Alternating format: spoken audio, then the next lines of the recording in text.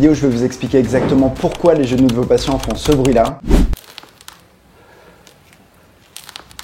Et qu'est-ce que vous pouvez faire par rapport à ça? Pour celles et ceux qui ne me connaissent pas, je suis Flavio Bonnet, je suis kiné depuis 15 ans, installé à Paris. J'ai créé la filiale française de la clinique du coureur et je suis cofondateur de l'agence EVP qui fait intervenir les meilleurs chercheurs et cliniciens internationaux pour la formation des kinés et des médecins. Les bruits articulaires au niveau du genou sont fréquents chez nos patients et ça les inquiète souvent. Alors que certaines études suggèrent que ces bruits sont bénins, d'autres ont rapporté un lien précoce avec certaines pathologies comme l'arthrose. Mais comme on peut le voir fréquemment en pratique, c'est très fréquent chez des gens qui n'ont pas mal du tout. Le problème avec ça, c'est qu'il y a beaucoup de patients qui consultent des professionnels de santé qui sont déçus, voire frustrés, parce qu'ils n'arrivent pas à trouver une bonne explication et une solution à leurs problèmes. Et ça tombe bien puisqu'une super étude de coach et collaborateurs est sortie en 2024 et a passé en revue 103 études dans 28 pays différents, incluant 36 000 patients dont 43 000 genoux. Et cette étude rapporte que la prévalence des bruits de genoux dans la population générale est de 41%.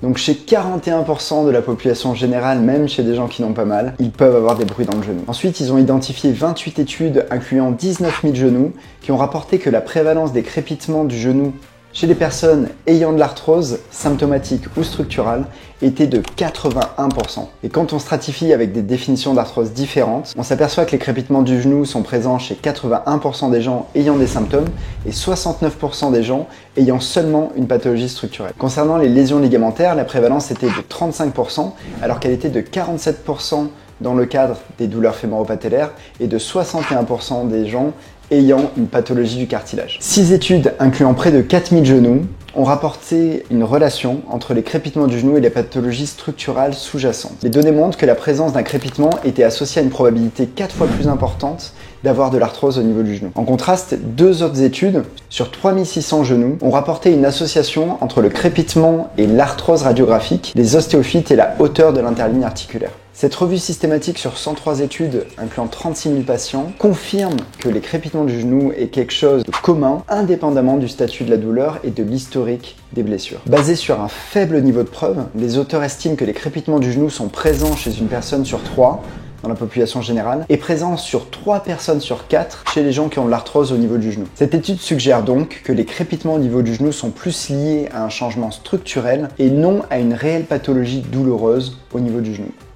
Et bien que les causes de crépitement soient très difficiles encore à déterminer avec confiance, cette étude suggère que le crépitement est sans doute en lien avec une altération du cartilage ou des os, tels que des dommages du cartilage, des ostéophytes, des œdèmes osseux sous-chondraux, des pathologies méniscales ou des kystes sous-chondraux. Notez cependant qu'il ne semble pas y avoir de lien avec les lésions des croisés et des ligaments collatéraux. En résumé et basé sur un faible niveau de preuve scientifique, ce qu'il faut retenir de tout ça, c'est que les crépitements sont présents pour 41% des gens d'un point de vue global. Ils sont présents dans 80% des cas chez les gens qui ont une gonarthrose diagnostiquée et ils sont présents dans 35 à 60% des autres pathologies au niveau du genou. D'après cette étude, le crépitement augmente par 3 le risque d'avoir un diagnostic d'arthrose, mais attention, c'est surtout lié à un changement structurel et pas forcément lié à la douleur. Les auteurs notent aussi que le crépitement est associé à une présence d'ostéophytes et de dommages du cartilage ou les œdèmes osseux sous-chondraux. Alors que dire à nos patients? Premièrement, ce qu'il faut, c'est leur expliquer ces statistiques et leur dire que premièrement, c'est présent chez plein de gens qui n'ont pas mal au genou. Parfois, ça peut déjà